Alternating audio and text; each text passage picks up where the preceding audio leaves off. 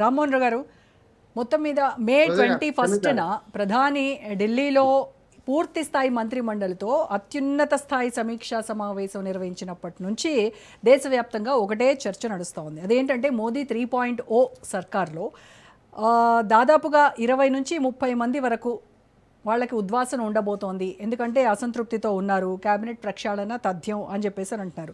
అంతే ఇక్కడ తెలంగాణలో చూస్తే నలుగురు, ఇక్కడ కూడా కేబినెట్ ఎక్స్పాన్షన్ ఉంది, అలాగే ఇక్కడ కూడా ప్రక్షాళన ఉండబోతోంది, నలుగురు ఇక్కడ ఉద్వాసన పలకబోతున్నారు నలుగురు మంత్రులకి అని చెప్పేసి ఇక్కడ ఒక టాక్ నడుస్తోంది.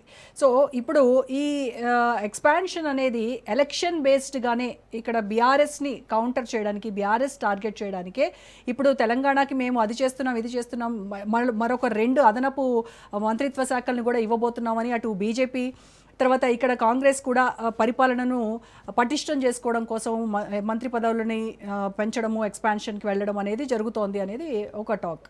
రోజా గారు, మీకు అట్లాగే పెద్దలు వెంకటరెడ్డి గారికి, మిత్రుడు నిమాన్ గారికి, అట్లాగే వెంకటేశ్వర గారికి, రాజనీతి ప్రేక్ష నమస్కారం. క్యాబినెట్ విస్తరణ అనేది ప్రధానమంత్రి ఇష్టం. మొన్న మనకు అజరుద్దీన్ గారిని జూబ్లీ హిల్స్ ఉప ఎన్నిక అప్పుడు తీసుకుంది, దానిని కూడా తీసుకోవచ్చు. తర్వాత ఎమ్మెల్యేలు ఎంపీకి ఎన్నిక. ఇక్కడ ఏంటంటే మొత్తం కేంద్ర కేబినెట్ లో 72 మంది మంత్రులు ఉన్నారు, ముఖ్యమంత్రి ప్రధానమంత్రిని కలుపుకొని 81 దాకా అవకాశం ఉంది. తీసేయకుండానే ఇంకా దాదాపు 72 అంటే ఇంకొక 9 మంది మంత్రులకు అవకాశం ఉంది. తీసేసి ఇవ్వాల్సిన అవసరం ఏం లేదు. రెండవది, మంత్రుల పనితీరును బట్టి మా ప్రధానమంత్రి ఎప్పుడైనా ముఖ్యమంత్రి కావచ్చు, ప్రధానమంత్రి కావచ్చు, తీసేసి పెంచవచ్చు, చేయొచ్చు. ఉదాహరణకు గతంలో జగన్మోహన్ రెడ్డి గారు ఆంధ్రప్రదేశ్ లో సగం మంత్రులు తీసేసి కొత్త వాళ్ళకి చేసుకున్నారు. 2.5 ఏళ్ళు మీకు, ఇంకో 2.5 ఏళ్ళు వేరే వాళ్ళకి ఇస్తారు. ఇప్పుడు ఆ మంత్రుల వారైతే మోడీ గారు చేస్తారని ఇది అనుకుంటున్నాడు. ఉన్న మంత్రుల తోడు కొందరు కొత్తగా తీసుకుంటారు అనుకుంటున్నాను. కొందరు పనితీరు పూర్తిగా ఆ శాఖలో ఏం పట్టుకో చేయకుండా చేసిన వాళ్ళు కొందరు తీసేసుకుండొచ్చు. నా ఉద్దేశం ఏంటంటే దాని 9 అంటే సింగిల్ డిజిట్ పరిమితం, 9 మంది డాక్టర్ అని 9 మంది డాక్టర్ అనుకుంటున్నారు. అంటే అంత అధ్వానంగా పర్ఫార్మెన్స్ లేదు అని చెప్పడం కోసం. రెండోది ఏంటంటే ఈ మంత్రివర్గంలో చేర్చుకోవడం చేస్తే మన తెలంగాణ మీద శ్రద్ధ పెడతారని తప్పనిసరి పెడతారు. బీహార్ ఎన్నికల తర్వాత అబ్కా బార్ వెస్ట్ బెంగాల్ అన్నారు కదా, అయింది. వెస్ట్ బెంగాల్ తర్వాత వాళ్ళ టార్గెట్ అంతా తెలంగాణ అంటున్నాడు. స్పష్టంగా రేపు పొద్దున తెలంగాణ అవకాశాలు కూడా ఉన్నాయి అంటున్నాడు. అంటే 2 పార్టీలు లేవనట్లేదు, కానీ తెలంగాణలో ఖచ్చితంగా 2 పార్లమెంట్ అసెంబ్లీ ఎన్నికలు ఒకేసారి వస్తే ఇంకో రకంగా ఉంటుంది అంటున్నాను. ఇప్పుడు వేరుగా వచ్చినాయి కనుక రాష్ట్ర ప్రభుత్వం వేరే ఆలోచిస్తారు ప్రజలు, కేంద్రంలో ఎవరు ఉండాలని ఆలోచిస్తున్నారు. మోడీ మాన్యానే పనిచేస్తుంది. ఆ ఉద్దేశం ఏంటంటే అవమానపరచడం కాదు, కానీ బీజేపీ మిగతా నాయకులు అంతా ఒక ఎత్తు అయితే పనిచేస్తలేను కాదు, పనిచేస్తున్న కింది స్థాయిలో. కానీ మోడీని చూసి ఈ పార్లమెంట్కి 8 మందిని గెలిపించారు అంటున్నారు. మోడీ లేకపోతే ఇంకో రకంగా ఉంటుంది. ఇక ఎవల్యూషన్ ఆఫ్ ఫండ్స్ అంటారా, స్పష్టంగా మన వెంకటరెడ్డి గారు మిత్రులే, కానీ నేను కొంచెం విమర్శ ఏంటంటే మీరు చూపిస్తున్న దానిలో డెవల్యూషన్ ఆఫ్ ఫండ్స్ అనేది మన రాజ్యాంగ హక్కు.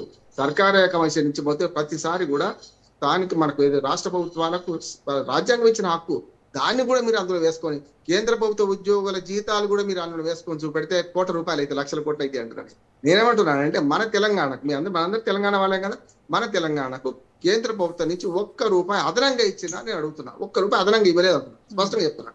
ఎందుకంటే పక్క రాష్ట్రంలో అంతే అద్భుతంగా ఏం లేదు. అమరావతి అంటున్నారు, అమరావతికి డబ్బులు ఇచ్చింది ఏం లేదు. అమరావతికి అప్పు చేసుకోమంటున్నారు, ప్రపంచ బ్యాంక్ నుంచి అప్పు చేసుకోమంటున్నారు. ఒక్క పోలవరం అది ఎట్లాగూ విభజన చట్టంలో ఉంది కనుక దానికి జాతీయ హోదా ఉంది కనుక ఇస్తున్నారు. మిగతావన్నీ కూడా ఉలక్కి పైకి అక్కడ కనపడుతున్నాయి, ఇక్కడ కనపడతలేవు, అంతే తేడా. మన 9,132 కోట్ల ప్రారంభోత్సవాలు శంకుస్థాపనలు చేసిన దానిలో రోజా గారు, దాని అంతర్యం ఏంటంటే ఇక తెలంగాణలో మన పప్పునుడితో ఖచ్చితంగా అభివృద్ధి చేస్తే తప్ప ప్రజలు, నేను మొదటి నుంచి అంటున్నాను, బీజేపీ మొదటి నుంచి విమర్శ ఏంటంటే అయ్య వచ్చేదాకా అమావాస్య ఆగదు, మీరు అధికారంలోకి వచ్చిన తర్వాత చేద్దాం అనుకుంటే ఆగదు అన్నాను. ఇప్పుడు అది గ్రహించే ఇప్పుడు ఏం చేస్తుంది కేంద్ర ప్రభుత్వం అంటే, ముఖ్యంగా బీజేపీ పార్టీ ఒక తెలంగాణలో ఒక మూడ్ క్రియేట్ చేస్తుంది. ఏంటంటే మేము అభివృద్ధి చేస్తామని. అందుకని 9,300 కోట్ల రూపాయల కొత్త పథకాలు కానీ చేయడం మొదలుపెట్టినట్టు. ఇంకా చాలా ఉన్నాయి అంటున్నారు.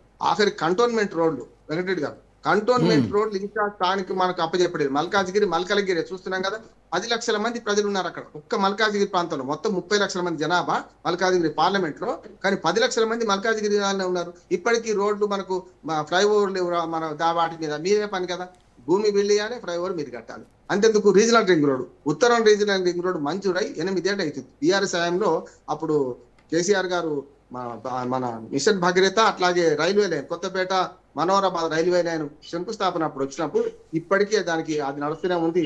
ఉత్తర రింగ్ రోడ్ ఇంతవరకు ఆ రీజనల్ రింగ్ రోడ్ ఇంకా మొదలే కాలేదు. ఎప్పుడైతుంది దక్షిణ రింగ్ రోడ్ ఖచ్చితంగా నేను రాష్ట్ర ప్రభుత్వం కూడా తప్పు అంటున్నాను. అప్పుడు కేసీఆర్ గారు, ఇప్పుడు రేవంత్ రెడ్డి గారు కూడా మొన్న మేం చేస్తాం, మేమే స్వయంగా కట్టుకుంటాం, మీకు దక్షిణ రింగ్ రోడ్ మీకు అవసరం లేదు అని అన్నట్టు మళ్ళీ ఇప్పుడు మీరే చేయమంటున్నారు. దాంతో అంబిక్విటీ మెయింటైన్ అవుతుంది. ఇప్పటికి డిపిఆర్ లేదు. దక్షిణ ప్రాంత ఆర్ఆర్కు RRR మనకు కనీసం డిపిఆర్ లేదు కదా. నేనేమంటున్నాను వెంకటరెడ్డి గారు, మీ పుస్తకాల్లో ఉన్నాయంటావు 100% హక్కుగా తెలంగాణకు రావాల్సిన నిధులు మాత్రమే. కొత్తగా వచ్చింది మాకు వస్తుంది కాదు సార్, మనకు వస్తుంది, ఉత్తరప్రదేశ్కి వస్తుంది, బీహార్కి వస్తుంది. ఒక మాట సార్, డెవల్యూషన్ ఆఫ్ ఫండ్స్ అనేది మనం అర్థం చేసుకుంటే రాష్ట్రాల హక్కుగా వచ్చేది. ఆనాడు కూడా తెలంగాణ ఉద్యమ నినాదంలో రోజా గారు ఏముండేది మీకు తెలుసు, మీ అందరికీ తెలుసు, మీరు సీనియర్ జర్నలిస్టు. నేనేమంటున్నానంటే ఆనాడు అభివృద్ధి ఏమో పౌర హక్కు, తెలంగాణ జన్మ హక్కు అని కొట్లాడిన వాళ్ళు. తెలంగాణ జన్మ హక్కు, అభివృద్ధి పౌర హక్కు. పౌర హక్కును మీరు ఎవరు కాదని లేదు. ఏ ప్రభుత్వం ఉన్నా ఇస్తుంది. రేపు కాంగ్రెస్ ఉన్నా ఇస్తుంది, బీజేపీ ఉన్నా ఇస్తుంది, రేపు ఇంకో పార్టీ ఉన్నా ఇస్తుంది అంటున్నాడు.